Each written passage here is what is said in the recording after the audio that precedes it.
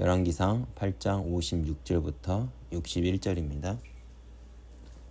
여호와를 찬양할지로다. 그가 말씀하신 대로 그의 백성 이스라엘에게 태평을 주셨으니 그의 종 모세를 통하여 무릇 말씀하신 그 모든 좋은 약속이 하나도 이루어지지 아니함이 없도다. 우리 하나님 여호와께서 우리 조상들과 함께 계시던 같이 우리와 함께 계시옵고 우리를 떠나지 마시오며 버리지 마시옵고 우리의 마음을 주께로 향하여 그의 모든 길로 행하게 하시오며 우리 조상들에게 명령하신 계명과 법도와 율례를 지키게 하시기를 원하오며 여호와 앞에서 내가 간구한 이 말씀이 주야로 우리 하나님 여호와께 가까이 있게 하시옵고 또 주의 종의 일과 주의 백성 이스라엘의 일을 날마다 필요한 대로 돌아보사 이에 세상의 만민에게 여호와께서만 하나님이시고 그 외에는 없는 줄을 알게 하시기를 원하노라. 그런즉 너희 마음을 우리 하나님 여호와께 온전히 바쳐 완전하게 하여 오늘과 같이 그의 법도를 행하여 그의 계명을 지킬지어다.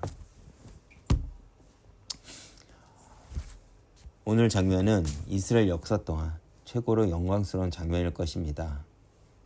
성전이 완공되고 언약궤를 성전에서 옮김으로 이스라엘은 이제 성막시대에서 본격적으로 성전 중심 시대가 열렸습니다.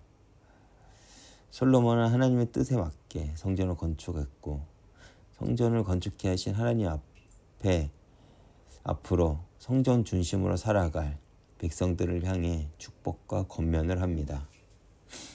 여기서 우리가 분명히 알아야 할 것이 있습니다.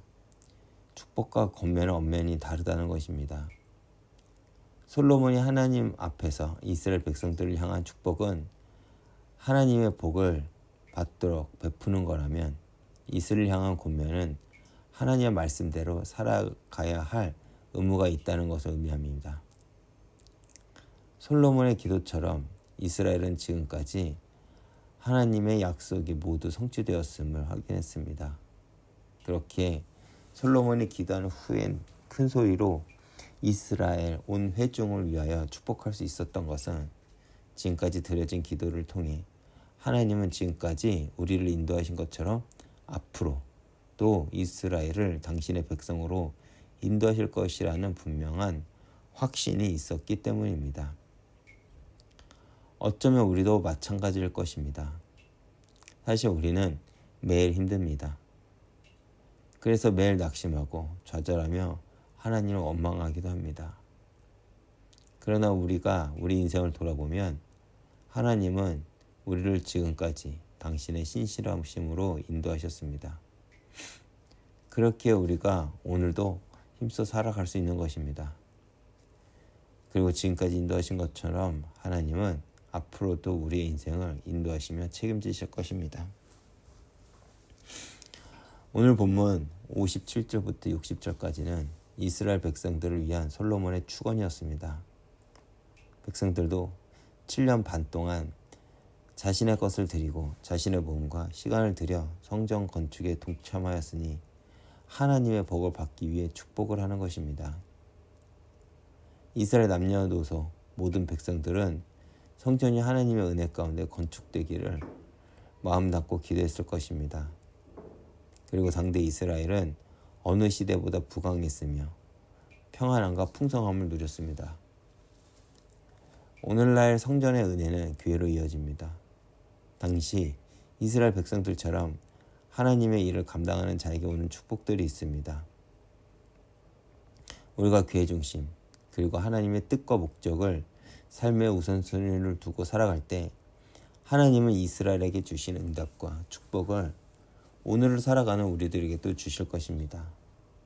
그리고 61절은 솔로몬이 백성들에게 한 권면입니다. 승리가 계속되면 우리는 그 승리에 취합니다. 그렇게 솔로몬은 하나님은 분명히 이스라엘에게 축복을 주실 것이지만 그 축복에 취해 하나님을 향한 충성과 순종을 잊지 말아야 한다는 것입니다. 잊지 않는다는 것은 무엇입니까? 성전은 하나님의 임재를 상징하기에 성전 중심으로 살아가라는 것입니다. 하나님은 언제나 이스라엘과 그의 백성들에게 신실하셨고 이스라엘은 역사 속에서 끊임없이 하나님께 불순종했습니다. 그럼에도 하나님은 이스라엘을 놓지 않으시고 당신의 약속을 성취하셨습니다. 그 중심이 성막이었습니다. 그리고 이제는 성전을 통해 하나님은 이스라엘을 통치하실 것입니다. 그래서 이스라엘 역사는 성전 중심으로 흘러갑니다. 성전이 무너질 때는 이스라엘이 무너지고 성전이 회복될 때는 이스라엘이 회복됩니다. 성전은 바로 하나님 나라를 예표합니다. 무슨 말일까요? 이스라엘은 하나님 나라에 속했다는 것입니다. 그리고 이 신약에 넘어와 성전은 이제 교회가 되었습니다. 그래서 하나님의 시선이 머문 곳이 바로 교회입니다. 그렇기에 오늘날 하나님은 교회 중심으로 당신의 역사를 지금도 이끌어 가십니다. 그래서 교회가 이 시대의 답이 됩니다. 그렇다면 우리의 마음은 어디 있습니까? 우리는 하나님의 시선이 머문 그곳에 내 마음도 있는지를 점검해 봐야 합니다. 내가 그곳에 있다면 하나님은 나를 통해 당신의 축복을 흘리실 것입니다. 오늘도 내가 있는 곳에서 교회의 축복을 풍성히 누리는 하루가 되길 기도합니다.